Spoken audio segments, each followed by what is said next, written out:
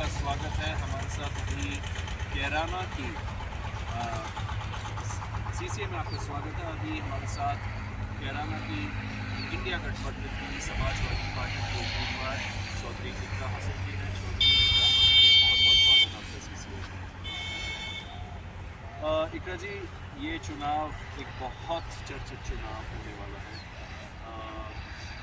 आपके विपक्ष को लगभग 400 पार 350 पार संख्या उनकी गिनती तो रुक नहीं रही है। इसके बारे में आपको क्या लग रहा है? आप लोगों की तैयारियां कैसी है? आपकी खुद की भी तैयारी और इंडिया ब्लॉक की, इंडिया गठबंधन की तैयारियां कैसी है? देखिए, हमारे जो जिनके सामने हमें चुनाव लड़ना है वो हमेशा बड़ी बड़ी बातें करते हैं, और इस बार जो ज़्यादातर जो सच्चाई है वो उनके विपरीत है। और हमें उम्मीद ऐसी है और हमारी तैयारी भी पूरी तरीके से है कि हम लोग इस बार जितनी भी नाराज़गी लोगों की है उसको वोटों में तब्दील करने में कामयाब होंगे। और यहाँ मैं अपनी सीट के लिए कहना चाहती हूँ कि कम से कम कैराना से हम गठबंधन को जिता सकते हैं। चलिए, हमारे आसपास अभी हम पश्चिम यूपी की जो पहचान है, आसपास गन्ने के खेत हैं, यहाँ पर एक कोल्हू है, गुड़ बन रहा है। मुख्य मुद्दे की कुछ हद तक यही रहे हैं दक्षिण उत्तर प्रदेश के लोग अक्सर। यहाँ पर कई बड़ी बड़ी हड़तालें भी हुई, बहुत बड़ा किसान आंदोलन भी है। मैं इसलिए बातें उठा रहा हूँ क्योंकि आप भी कई सारे किसानों के धरनों में और उनके आंदोलन में आपने भी हिस्सा लिया है। ये कितने अहम इससे होंगे इस चुनाव में आपके? इसके साथ साथ और भी अगर ये इस मुद्दे हैं तो इसके साथ साथ और क्या मुद्दे रहेंगे? देखिए, क्योंकि जैसा आपने बताया यहाँ पे तुलना ज़्यादातर ऐसे लोग हैं जो स्तर के सामने नहीं जाते हैं। और एक एमएसपी का वादा हुआ था जो पूरा नहीं हो पाया, और ज़्यादातर जो किसान का वादा पूरा नहीं हो आईफोन पाया। है 1 लाख तो रुपये। ज़्यादातर क्योंकि रोज़गार यहाँ पर खेती बाड़ी से मिल रहा है, तो लोग अपने रोज़गार के लिए सरकार से ही सवाल पूछेंगे। आजकल सवाल पूछने पर भी विरोध करने पर भी हमारी रोक लगाई जा रही है। तो ये सबसे अहम मुद्दा हमारे इलाके का यही रहा है। बहुत प्रभावित क्षेत्र रहता है ये। तो जब किसान आंदोलन हुआ हमारी तरफ से बहुत लोग वहाँ पर गए थे। तो मेन इशू हमारा एक तो ये है, अभी हाल फिलहाल में भी धरना चल रहा है जैसा हम सब जानते हैं, और किस तरीके से उन पर रोकथाम करी जा रही है सरकार द्वारा। तो ये लोकतंत्र का हिस्सा नहीं है। सब लोकतंत्र में विरोध ही हमारी शक्ति है। सबसे बड़ा हमें ताकत अगर दी गई है तो वो विरोध प्रदर्शन के जरिए अपनी आवाज़ उठाने की, अपने जनप्रतिनिधियों तक वो पहुँचाने की, लेकिन वो भी नहीं हो पा रहा है। इसके अलावा यहाँ पर बेरोज़गारी है, और महंगाई लगातार बढ़ रही है, और सुरक्षा का भी, और जो व्यवस्था है पढ़ाई की, चाहे स्कूल्स है या हेल्थ फैसिलिटीज़ है, उसमें कोई भी इम्प्रूवमेंट देखा नहीं गया है जब से पिछले 5 साल की अवस्था। आप यहाँ पर ये बातें कर रही हैं, मैं आपसे इसलिए भी ये सवाल पूछ रहा हूँ। एल फॉर एजुकेशन की आपने बात करी, उस पर मैं थोड़ी देर में आऊँगा, लेकिन एक जो आपने बहुत इम्पोर्टेंट बात करी है किसान आंदोलन की, किसानों के मुद्दों की, क्योंकि कहीं ना कहीं उस किसान आंदोलन का पश्चिम उत्तर प्रदेश में एक चेहरा, मतलब भारतीय किसान यूनियन के साथ साथ आपके कुछ ही दिन पहले तक के एलआई आपके जिनके साथ गठबंधन हो रहा था, राष्ट्रीय लोकदल, और अचानक पता चला, रातों रात ये खबरें आई कि अब तो वो एनडीए में जा चुके हैं। आपका इसके बारे में क्या कहना है? चौधरी जयंत सिंह से एक्चुअली उनकी अगर पिछले कुछ 2-3 सालों के बयान सुने तो कभी किसी ने नहीं सोचा था कि वो शायद एनडीए का हिस्सा बन सकते। हमने तो अभी कुछ दिन पहले तक भी नहीं सोचा था कि ऐसा कुछ हो जाएगा, और सभी के लिए बहुत एक बड़ा शौक रहा है। और मुझे समझ में नहीं आया कि ऐसा कैसे हो सकता है। जैसा आपने कहा कि हम लोगों ने इकट्ठे खूब सारे धरना प्रदर्शन किए और लोगों को जोड़ा, एक भाईचारा यहाँ पर हमारे पश्चिम में बना इसी को लेके, और उसमें चौधरी साहब का बहुत बड़ा हाथ रहा है। तो अचानक से फिर इस तरीके से उधर जाना समझ में तो नहीं आया, लेकिन मैं नहीं जानती क्या बात रही होगी, क्या मजबूरी रही होगी, या दबाव बनाया गया होगा, क्योंकि भाजपा यही करती है, लोकतंत्र को ख़त्म करना चाहती है। और जितने भी विपक्ष के लोग हैं, आप किसी भी नेता को उठा के देख लीजिए, लगातार सब पे अपनी जांच एजेंसियों के द्वारा दबाव बनाने की कोशिश करती रहती है। अभी हमारे राष्ट्रीय अध्यक्ष अखिलेश यादव जी को भी नोटिस गया था राज्यसभा चुनाव के अगले ही दिन। तो ये जो इनके करतूत है, ये दबाव बनाने की है, विपक्ष को ख़त्म करने की है। तो हो सकता है उससे मिला जुला कुछ ये मामला रहा हो, लेकिन हमें बहुत अफसोस हुआ क्योंकि हम सब ने एक नींव तैयार करी थी मिलजुल कर। और चौधरी साहब का ऐसे जाना तो उसमें झटका ज़रूर लगा है। लेकिन मैं ये भी कहना चाहती हूँ कि जितने लोग हैं यहाँ पर, गठबंधन बहुत मजबूत था। हमारे यहाँ ज़िले में भाजपा का सफाया हो गया था 22 के चुनाव में।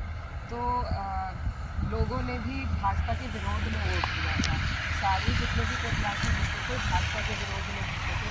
तो कहीं ना कहीं नैतिकता पर भी सवाल उठता है कि जिन लोगों ने वोट दिया था अब वो बिल्कुल ठगा सा महसूस कर रहे हैं। मैं आपसे ये भी पूछूंगा, आप क्योंकि जो राजनीतिक गलियारों में जो बातें चली थी कि आपका नाम कहीं ना कहीं उन्होंने ही प्रपोज भी किया था उम्मीदवार के लिए, चौधरी भगत सिंह ने शायद प्रपोज किया था, इसमें कितनी सच्चाई है? इसमें 100% मैंने कभी खुलकर पहले नहीं बोला क्योंकि हमें मना किया गया था। गठबंधन के दायरे होते हैं, उनके बाहर नहीं जा सकते। लेकिन क्योंकि तरह तरह की बातें चलाई जा रही थी कि कैराना सीट की वजह से ऐसा हुआ या किसी और सीट की वजह से, तो अपनी सीट के लिए सफाई देना मेरा फ़र्ज़ बनता है। मैं आज एक घोषित प्रत्याशी हूँ, तो मुझे ये बताना मेरा फ़र्ज़ था कि मेरा नाम सबसे पहले चौधरी साहब ने आगे किया था। उन्होंने ही यहाँ से कैराना सीट से एक ही नाम पेश किया था हमारे अध्यक्ष जी को, अखिलेश यादव जी को, और वो जयंत जी ने दिया था।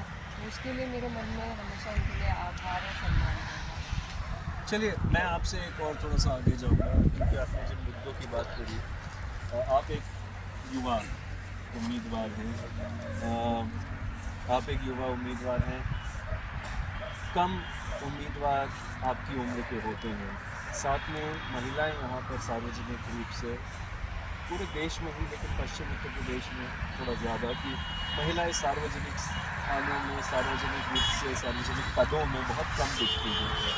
बढ़ रहा है, सुधार आ रहा है उसमें भी, लेकिन आपका उम्मीदवार होना उस तरीके से एक बड़ी बात भी है।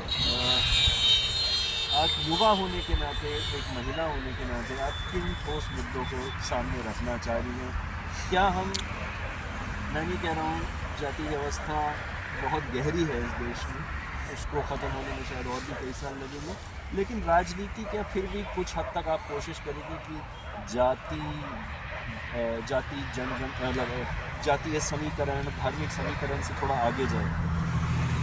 जी बिल्कुल, कोशिश तो यही है। और कभी कभी ऐसा होता है कि हम लोग भी अपने आप को उन धारणाओं में ढाल लेते हैं और जो जातिवाद है उसमें खुद ही हम इस तरीके से भूल जाते हैं कि मैं यहाँ नहीं जा सकती या मैं वहाँ नहीं, तो उन जो बंदिशें हैं उन्हें पूर्ण करना अगर हम लोगों के बीच में पहुँचेंगे तो ऐसा नहीं है। एक्सेप्टेंस भी है और मुझे बहुत ज़्यादा मिला है ये एक्सेप्टेंस, तो उसके लिए मैं शुक्रगुजार हूँ सभी की। लेकिन ये पहल कहीं ना कहीं हमें भी करनी पड़ेगी और हम जाकर बैठेंगे तो लोग अपनाते हैं सब बातें, तो ख़त्म होने में टाइम ज़रूर लगेगा, लेकिन कोशिश अगर की जाए तो बदलाव आ सकता है। और जो मेरा एक्सेप्टेंस है यहाँ पर एज ए कैंडिडेट, तो वो इस बात का कहीं ना कहीं सबूत भी पेश करता है कि कुछ ना कुछ एक्सेप्टेंस आता है। महिलाओं के लिए किन मुद्दों को आप सामने रखेंगे? मैं इसलिए भी पूछूँ क्योंकि कहीं ना कहीं महिलाओं के मुद्दे ऊपरी स्तर पर बातें होती हैं, लेकिन हमारे राजनीतिक डिस्कोर्स का अभी तक हिस्सा बन नहीं रहा है। क्योंकि महिलाओं का एक अलग ही, उनके लिए मेडिकल फैसिलिटी बहुत ज़रूरी होती है। कई ऐसी ज़रूरतें उनकी होती हैं जो यहाँ हमारे क्षेत्र में पूरी नहीं हो पा रही है। हमारे क्षेत्र में एक जो मेडिकल डॉक्टर है वो एग्ज़ामिनर भी है, तो उनसे मेरी बात हुई थी। वो अकेली महिला है यहाँ पर और वो पूरे ज़िले में एक ही लेडी डॉक्टर है जो सरकारी अस्पताल में बैठती है। तो उन्होंने मुझे कई सी ऐसी बातें बताई कि उनको जो केसेस आते हैं उसकी एग्ज़ामिनर भी वो है, उनको कोर्ट में भी जाना पड़ता है और उनको फिर ओपीडी भी देखनी है और हॉस्पिटल का भी ड्यूटी निभानी होती है। तो उन्होंने कहा कि मैं अकेली ही डॉक्टर हूँ, तो उससे अंदाज़ा लगाया जा सकता है कि हमारे एरिया में जो सरकारी व्यवस्था है, मेडिकल व्यवस्था, वो बिल्कुल तार-तार हो रही है, और एक डॉक्टर यहाँ पर पूरे ज़िले पर, तो वो कितनों की मदद कर सकते हैं। हालाँकि वो करना भी चाहें तो भी नहीं कर सकते। तो सबसे अहम चीज़ जो है महिलाओं के लिए, वो एक तो मेडिकल फैसिलिटी है, और दूसरा शिक्षा है। तो मैं खुद पर्सनली, मैं जहाँ तक भी आज पहुँची हूँ अपनी शिक्षा की वजह से पहुँच पाई हूँ। तो मेरा सबसे ज़्यादा कोशिश मेरी यही रहेगी कि हम शिक्षा के विभाग में ज़्यादा से ज़्यादा जितना भी हो सके सरकार के ज़रिए या फंड्स इकट्ठा करके, या किसी को बाहर से कोई यूनिवर्सिटीज़ को लिख के यहाँ पर ला सके अगर, और जितनी भी बढ़ोतरी यहाँ पर 1 या 2 यूनिवर्सिटीज़ के ज़रिए हो सके, जो खासकर महिलाओं के लिए हो।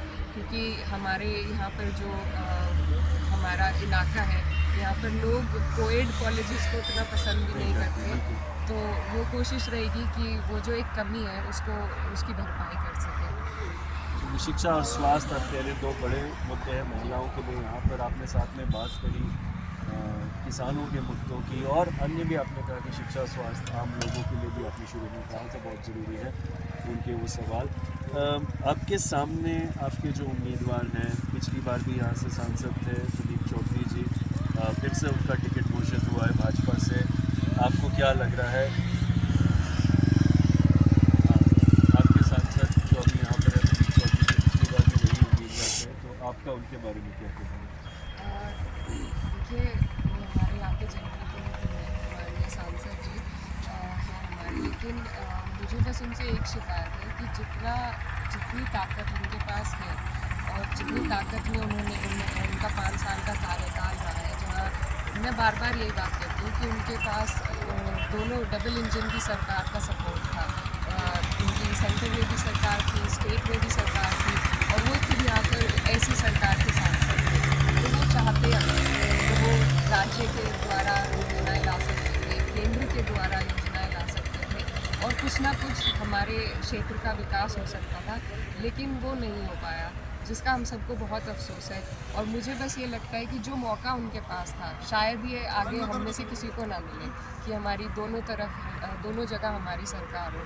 तो ये शिकायत, क्योंकि मैं भी उनके क्षेत्र की हूँ, तो ये शिकायत मुझे है सांसद जी से। बाकी जैसा उनका कार्यकाल रहा है, ये उसके बारे में वो बेहतर बता पाएंगे, लेकिन थोड़ा आना जाना हमारे लोगों में कम रहा, यहाँ के लोगों की परेशानियों में, इनके दुख सुख में वो कम रहे। और जो मैंने आपको बताया, वो चाहते तो यहाँ पर वो बहुत सी योजनाएं ला सकते थे। वही सरकार, दोनों जगह उनकी सरकार थी, इनके लिए बहुत आसान हो जाता, लेकिन वो करने में वो बिल्कुल असफल रहे। तो यही उनकी सबसे बड़ी कमी है मेरी नज़र में। गीता जी, आप एक राजनीतिक परिवार से हैं, आपके पिताजी यहाँ के बहुत मशहूर सांसद रहे थे, हम पश्चिम यूपी में कई सालों से यहाँ पर काम कर रहे हैं। गांव-गांव में अभी भी जब हम घूमते हैं, इतना एक राज्य कहीं ना कहीं सांप्रदायिक तनाव भी पिछले सालों में बना था, उसमें काफ़ी सुधार भी आया, लेकिन इस तनाव के बावजूद भी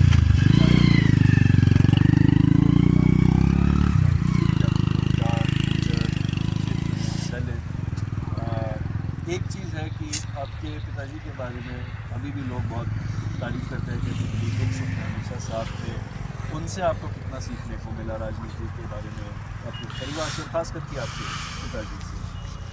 मैंने उनके साथ काम तो नहीं किया, मैं काफ़ी छोटी थी जब उनका देहांत हुआ, लेकिन उनके बारे में जो उनकी मैं किस्से और कहानियाँ लोगों के बीच में बैठ के सुनती हूँ, तो उससे ही बहुत कुछ सीखने को मिलता है। और हर रोज़ कोई दिन ऐसा नहीं जाता है कि हमें उनके बारे में, उन्होंने जो काम किए हैं, उनके किस्सों के बारे में हमें जानकारी ना मिले।